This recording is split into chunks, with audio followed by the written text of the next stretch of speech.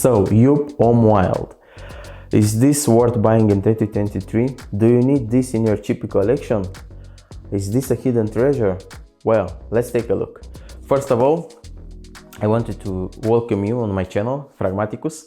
And on this channel I will try to be as pragmatic as I can in reviewing perfumes from my collection and hope to give good advice and to prevent you or to help you in buying perfumes you need, but especially to prevent you in not buying and not investing money in the things you don't need. Well, on this channel we review perfumes, we review products for men, but also we drink a lot of coffee. So I will start with that. Cheers. Joop Homme Wild comes into a box. Looks almost like concrete or a wall, something like that. I will not go into details into how the presentation looks and everything else. I will just go straight to the bottle. The bottle, it's, well, on my standards, a good looking bottle. Not the greatest. I mean, the color, it's a strange color for a bottle, but anyway, it looks okay. And the cap is very cheap. I mean, like, extremely cheap. For 23 euros, I think I paid for this bottle of perfume. It's wait, it's 125 milliliters. Well, I bought perfumes that cost even cheaper than this one, which got a better cap, but still it's a okay cap, you know. And as you can see, the presentation is very simple. Joop Homme Wild, and this concentration is a eau de toilette. Yeah, and for you guys from US, this is a 4.2 ounces bottle. So, as I said, Joop Homme Wild comes into a okay presentation with a cheapy cap. Now, when it comes to atomizer, I think it's a good one. It's a pressurized one, and it sprays a good load. I mean, I hope you can see it on camera. I don't know if you can catch it, but it's not, I mean, it doesn't feel very steady, no, either, but it sprays a good load of perfume, so I think it's okay. Now, let's take a look of the official notes on Fragmaticus. It says here it has rum, woody, white floral, soft spicy, sweet, warm, spicy, and musky. What I can say is that I cannot smell all the notes here, but as you can already know if you watch reviews on YouTube, not all the time all the notes presented on Fragmaticus are present in the actual product. So, you know, or as you can already know, not all noses detect all notes inside of a perfume. So even if you read it here, it doesn't mean you can detect it by yourself. So let's start with the rum. Does this has a rum note? Well, it does, but not in the same time. I don't know how to describe it. It wants to go into that direction, but it doesn't. Well, it's not 100% sure of him, so it doesn't go really in that direction. Woody. When it comes to woody notes, well, yes, but it's like how to describe it? Type of a wood you find in a forest after the rain. It's a rotten type of wood. Wet, rotten wood type of smell, but it doesn't go animalic or it doesn't go in a earthy direction. It's not a straight wood like the fresh wood, the fresh smell you get after you cut wood in the forest, you know. It doesn't go in that direction. White floral, yes, but like in the back, and it's present only in the beginning. Soft spicy, yeah, it has a very sweet and soft and kind of fruit salad type of a smell, And warm spicy, yes, it has a spice inside, but I'm not sure what type of spice. Some say that this has white pepper and white tobacco, which I don't smell at all, so probably it's a background note or something like that. So now, how does it smell? How it really smells, you know, because reading the notes on Fragmaticus it's one thing, and smelling the actual perfume it's another thing. So let's take a piece of cloth. I don't like spraying perfumes on testers, because from my experience, testers give some presence to notes which you'll never detect when you spray it on clothes or on your skin. So I will take a piece of cloth and I will spray something on it. Good atomizer, as I said. Now, when you first spray it, it gives you in the opening the impression of smelling some kind of autumn fruit, something like in the notes of a plum combined with some rotten wood from the forest and some vanilla, and you have some freshness, I think comes from the white flowers, but I don't detect any spices in the beginning. You know, I mean, it's a background, there's the really soft type of a spice in the background, but the freshness from the wood, the plum, and the soapy kind of a smell from the white flowers are more present in the opening. It's the type of a smell which is safe to use it. On the other hand, due to that type of rotten wood type for wet wood, wet rotten wood from the forest after a slight rain, not a heavy rain, it might be a little bit heavy on some noses. Now in the dry down, when it starts to dry down, I can feel the spice. I mean, like hot spice, not a warm spice. Now it gets more mature and it gets a little bit of that condiment of that, you know, hotness from the pepper. I think some type of a pepper or something that is pushing out, you know, like it's trying to pinch your nose, you know, something in the background. Which, on the other hand, I don't like into dry down, because this perfume goes into a type of a dusty smell. Like, you know, when you take dust and you just throw it in the air and it gets that spicy, punchy thing in your nose, and it makes you sneeze, or it makes you, you know, like you want to clean your nose, or it's something that it's acidic to your nose, something that it's very cutting to your nose. Well, this is the thing, I don't like it in the dry down. You know, in the opening it gives you the idea that it will go in a sweet vanilla plum type of direction. Well, by the way, it tries to be, in the opening it tries to be like in a parallel universe. It tries to be as plummy, if I can say like that. It copies the smell from this. This is Rasasi Hawas, and this is very heavy on the plum. I mean, it's heavy on the beginning, it's heavy on the mid tones, and then it's heavy on the bass tones. So this is a plum bump. But this one tries to be like that in the opening, and after that it goes into another direction. It takes that rotten wood from the forest and mix it with a dusty, spicy type of a pepper, and it goes into a clean a vanillic wood type of a smell.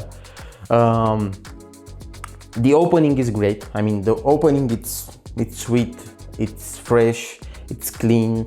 It's like taking a shower with a very high quality shower gel. As soon as it starts to dry down, even into the mid tones, it gets that spice that I don't know how to describe it more than just a pile of dust thrown into the air which gets into your nose. And this is the thing I don't like about this perfume. I bought it, was a blind buy, so when I sprayed the first time I said, well, this is great, this is amazing, this is like Razasi Hawas, but it's nothing like that. Although it reminds you of Razasi Hawas, I mean like the cousin from the countryside which nobody wants to speak with, and you just think about, you know, sometimes, and you say, just leave it, you know, it's a cool guy, but I don't want to mess with him, or I don't want to speak with him, I don't want to hold him, like never ever, you know. This is Joop Homme Wild. I mean, if this is the one from the city, you know, the one working in a corporation having a great life, this one is the one from the countryside which nobody wants to speak with and nobody wants to mess up, but is relative to this one, you know, the one which lives in the city, has a great life, and it's a businessman and everything else.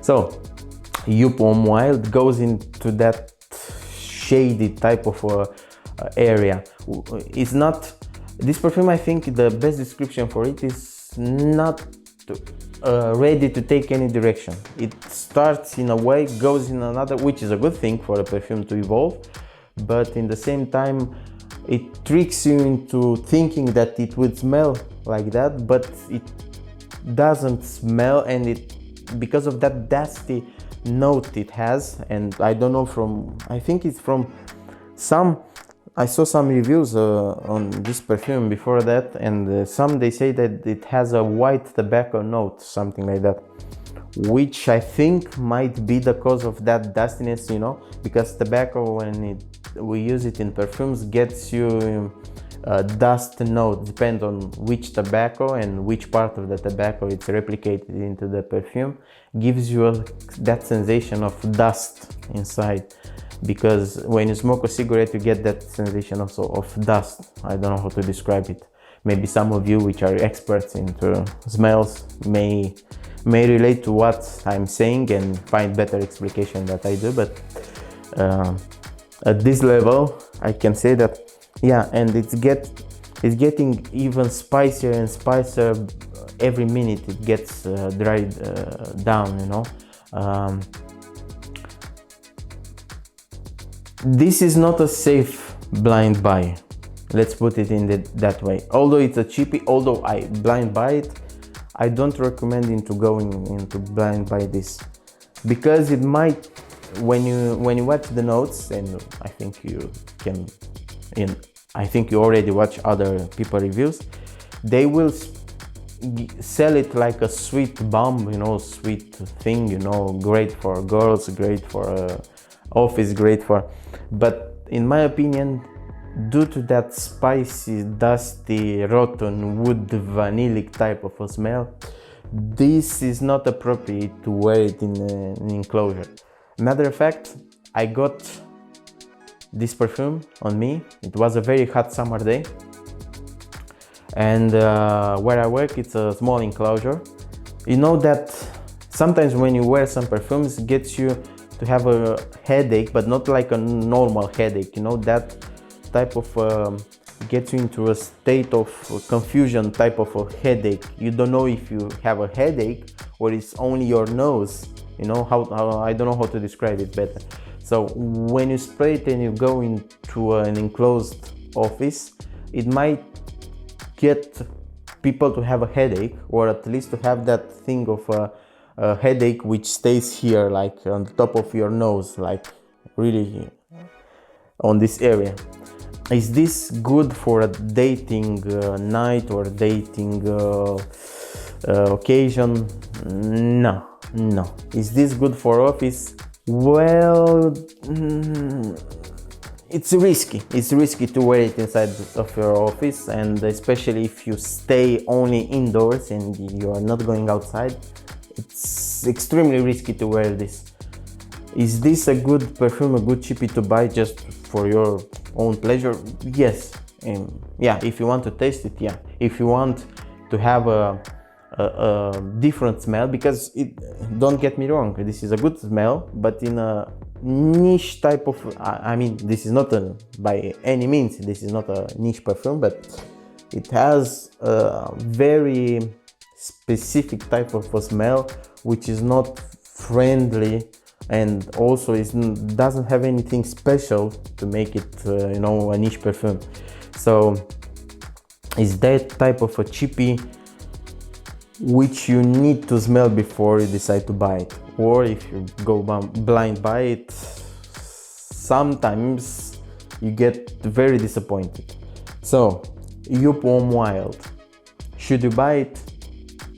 If you like really different type of smells into a dark area, dark sweet area, yes. As you can see, the skull on the logo, I mean, I think this smells like a sweet death, if I can say it like that, a sweet coffin. A really bad joke, this one. Final thoughts. Is this the hidden treasure some YouTubers say you need? No, no. Is this different from other Joop perfumes? Yes, it's very different. It's not a sweet and doesn't go into that fancy type of a smell either. But it's not like, I don't know how to, like a Latafa clone, which are great, most of them. No, it doesn't clone anything special, it doesn't try to be anything. I mean, this is the type of, you know, this is the type of perfume which nobody has anything to say against, but neither, you know, towards. So projection wise, I mean, it goes into like 2-3 meters when it's in the opening, and it stays to 0.5 meters when it goes into dry down. Longevity 6 hours, depends on how much you spray. I spray relatively a high quantity of perfume on me. I mean, it gets, when it's cold outside, it sticks to your skin. When it's hot outside, it starts to project a lot of that spice, that dusty spice in the dry down, so it's powerful in the summer. In the winter time, no. Other than spice, you smell vanilla, but like a very cheap vanilla, not the one you expect to smell in I don't know, Jean Paul Gaultier, you know. This one you smell like a very cheap vanilla with spice, with dust and rotten wood and nothing else. So this was Joop Homme Wild.